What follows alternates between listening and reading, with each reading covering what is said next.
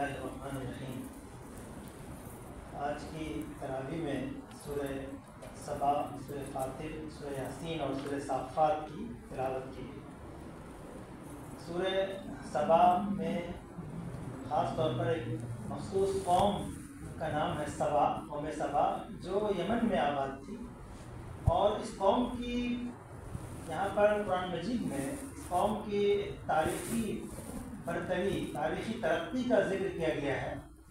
کہ اس قدر یہ ترقی پذیر قوم تھی کہ بہت ہی عمدگی سے انہوں نے اپنے علاقے کو آباد کیا، نہایت ہی تحسین و تزئین کے ساتھ، بلکہ سڑکوں کا خوبصورت نظام، آبپاشی کا بہت ہی شاندار نظام، اور اس کے ذریعے سے طرح طرح کے درخت، طرح طرح کے پودے، جو پودے دنیا کے بیشتر علاقوں میں ناپید ہوا کرتے تھے، اس طرح کے پودے وہاں موجود تھے۔ اسی طرح جو ان کی بستیوں کی تعمیر کی جو صورتحال تھی، یعنی اس کی ترقی کو بیان کیا گیا کہ یہاں سے یمن سے لے کر کے فلسطین تک جگہ جگہ بستیاں آباد تھی، خالی نہیں جایا کرتی، یعنی کوئی بھی علاقہ خالی نہیں ہوتا تھا، اور خوبصورت انداز میں ایک ناپ تول کے ساتھ ان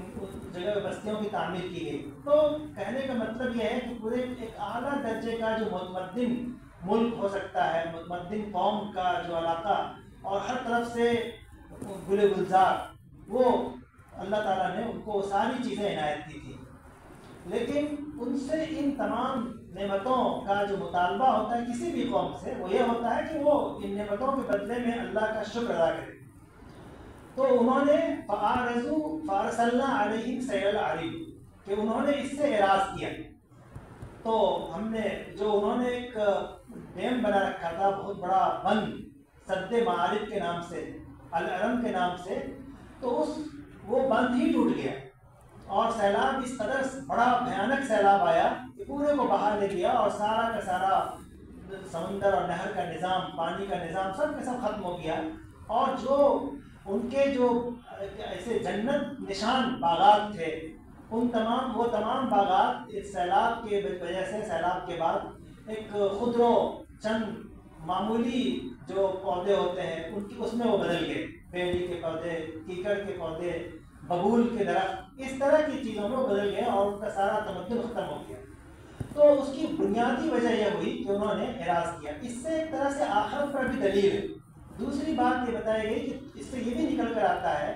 کہ دولت لازوال نہیں ہوتی، وہ جس طرح آتی ہے وہ چلی بھی جاتی ہے۔ ہر وقت انسان کو اللہ کا شکر گزار ہونا چاہیے۔ تو اس لیے جو دولت کو آپ دیکھیے تو سبا کی پوری زمین گلزار بنی ہوئی تھی، لیکن اچانک سیلاب آیا تو پانی کا نظام درہم برہم ہو کر کے پورا کا پورا وہ، یعنی جو کہ عمدہ قسم کے جنت نشان باغات تھے، وہ خود جنگلوں میں بدل گئے۔ تو اس طرح اللہ تبارک و تعالیٰ کی نعمتوں کا شکر گزار ہونا چاہیے، شکر ادا کرنا چاہیے۔ دوسری جگہ پر اسی سورہ سبا کے اندر ایک جگہ بتایا گیا کہ میدان حشر میں ظالم و مشرک کا آپس میں مکالمہ ہونا، وہ مکالمہ بڑا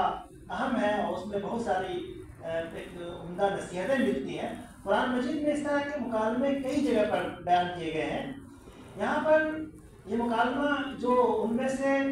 جو کمزور لوگ ہوتے ہیں، تو ان کو اصل میں گمراہ کرنے والے، ان کو حق سے پھیرنے والے چند گنے چنے طاقتور لوگ ہوتے ہیں، چند گنے چنے حکمراں، چند گنے چنے وہ جو اپنے آپ کو ان کے مذہبی یا ایک انداز میں ان کو اپنے کنٹرول میں کیے رہتے ہیں۔ تو وہ لوگ ہوتے ہیں، اور وہ چند لوگ ہوتے ہیں، اور جو گمراہ ہو جانے والے لوگ ہوتے ہیں، جو کمزور لوگ ہوتے ہیں، وہ بڑی تعداد ہوتی ہے۔ تو ان کا مکالمہ کہ جب وہ یہاں وہاں دیکھیں گے کہ وہاں پر، تو وہ جو کمزور لوگ ہیں وہ اپنے بڑے لوگوں سے، جنہوں نے ان کو گمراہ کیا، جنہوں نے ان کو غلط راستے بتائے، ان سے وہ کہیں گے کہ یہ حالت دیکھ کر کے وہاں جو سخت گرفت ہوگی تو وہ کہیں گے کہ لولا انتم لکننا مومنین، تم لوگ نہیں ہوتے،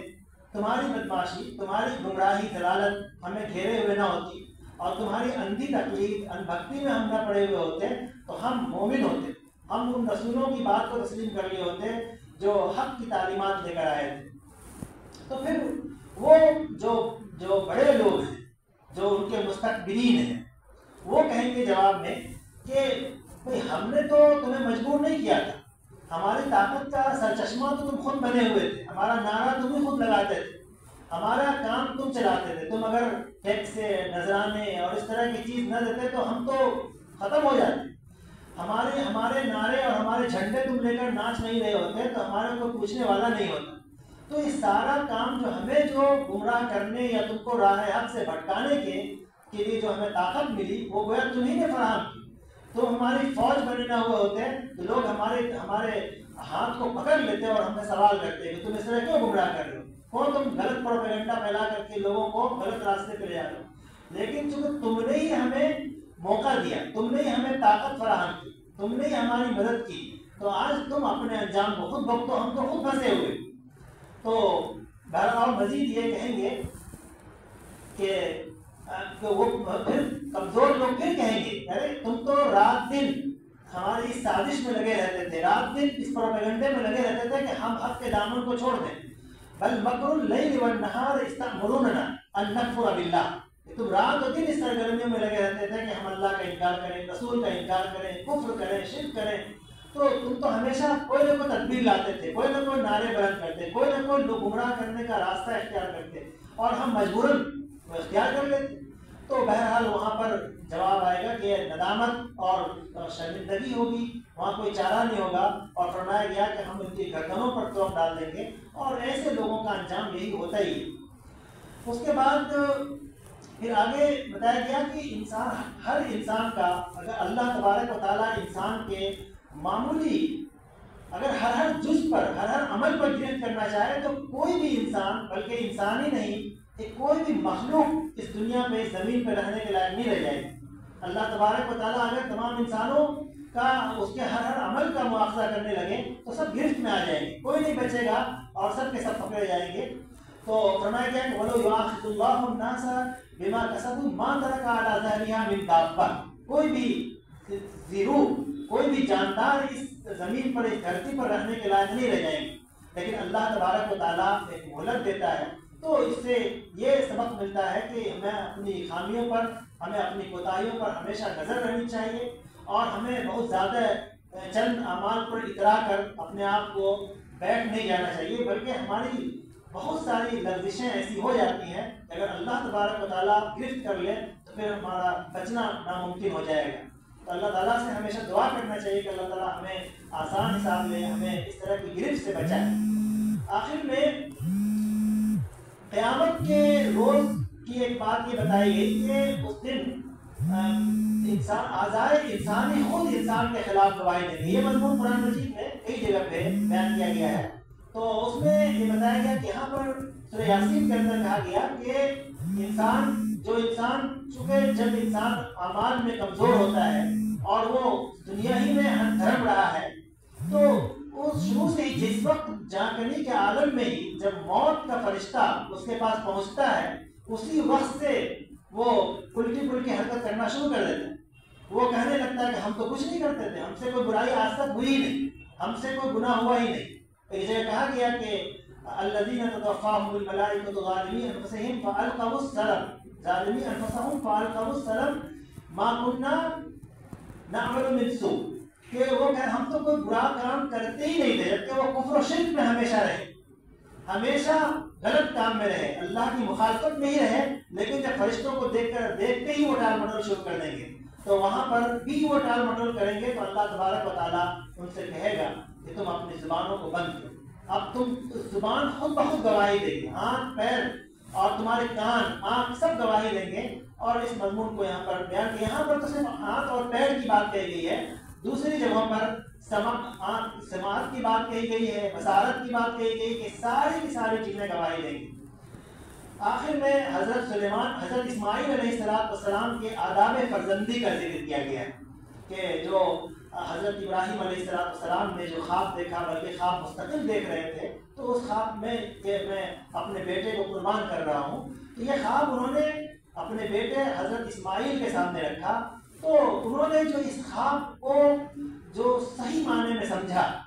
اور حضرت ابراہیم کو بھی یہ اعتماد تھا کہ ہمارا جو بیٹا ہے وہ صحیح معنی میں اپنے باپ کی وراثت کا حامل ہے،